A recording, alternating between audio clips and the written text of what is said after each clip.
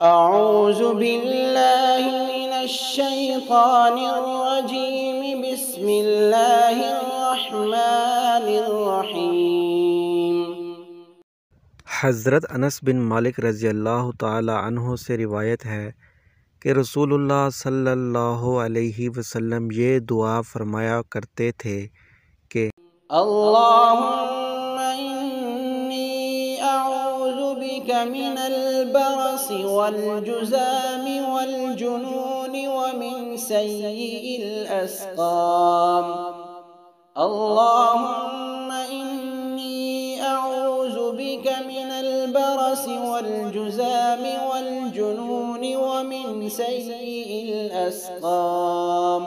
اے اللہ، میں تیری پناہ چاہتا ہوں برس سے، جذام سے اور جنون سے اور تمام بری بیماریوں سے۔ اللهم إني أعوذ بك من البرص والجذام والجنون ومن سيء الأسقام۔